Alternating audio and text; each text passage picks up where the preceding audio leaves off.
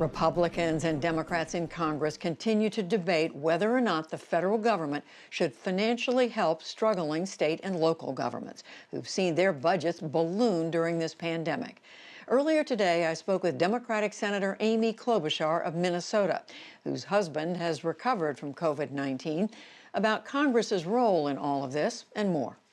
Senator Amy Klobuchar, thank you so much for joining us. Your home state of Minnesota, I took a look at it.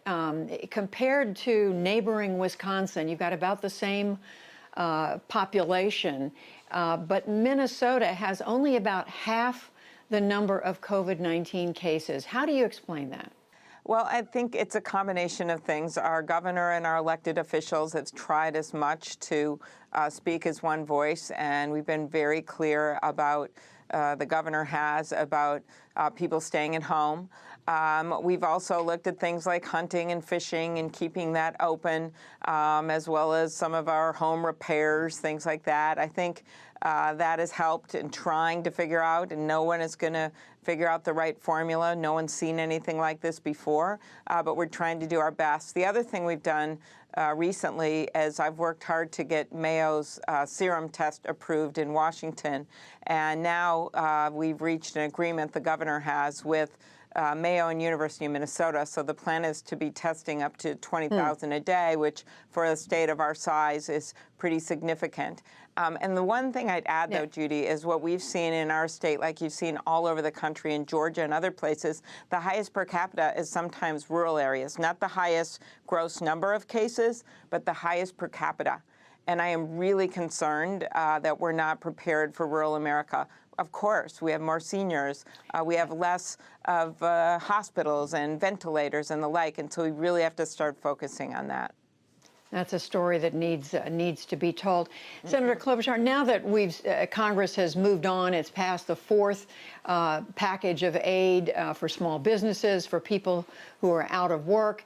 There are questions being raised about money that went to people, to organizations, businesses that it shouldn't have. How do you know that in the next go-around that's not going to happen again? Well, I think a lot of this is going to be enforcement and oversight. And I actually just brought a bunch of senators together on a letter about unjust enrichment to figure out exactly what's happening here, because there's no doubt when this kind of money's going out, you've got to have heavy-duty oversight and enforcement. And I'm concerned that this administration, I mean, sign one was when the president fired the inspector general, who had vast experience at both the Department of Defense and the Justice Department, for the major oversight of the money going out. That has to be watched. With the debate beginning now for this next round, we know Democrats are pushing for billions for state and local governments. The Senate Majority Leader Mitch McConnell is saying he wants to put the brakes on that.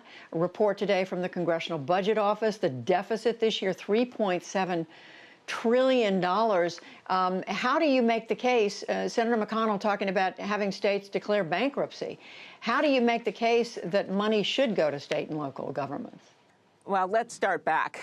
The first thing I would have done before we had this pandemic was not pass that Republican tax bill. And I know that seems like old news, but that was $1 trillion, and Democrats voted uniformly against that bill. So there are some inequities right now in our system that after this pandemic we must repair that would help us greatly with this deficit. The second thing, right now we are in a national emergency, and the state and local governments need help. A lot of them have limited budgets. They're not able to basically put more money out like the federal government, and that's why we're focused on this. The third thing is, just now we were the ones that had to push for the testing money, $25 billion.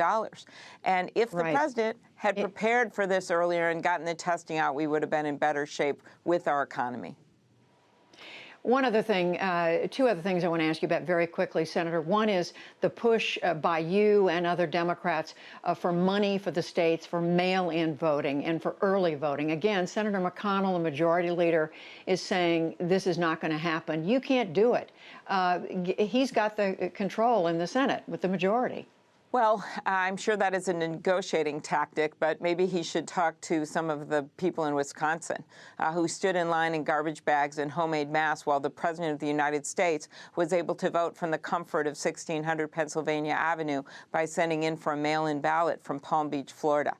People across the country, Democrats and Republicans, want to see more mail-in ballots. Governors, Republican governors in New Hampshire, Maryland, Ohio, have called for going to all mail-in ballots.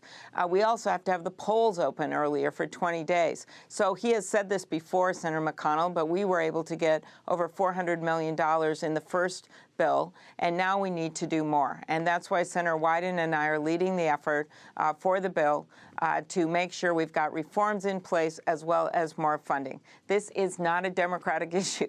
It is a United States of America issue. Speaking of the election, Vice President Biden has said he will choose a woman as his running mate. When both Senator Elizabeth Warren and the former Georgia Lieutenant Governor Stacey Abrams were asked about this, they said they were definitely interested. You've said it's a hypothetical, but it is a decision he's going to be making. Why not just come out and say one way or another whether you're interested? Because I am focused right now on the people of this country and the people of my state in this pandemic. And I do believe it's a hypothetical because he's going to be making his own decision about who to ask. And no one knows better than Joe Biden.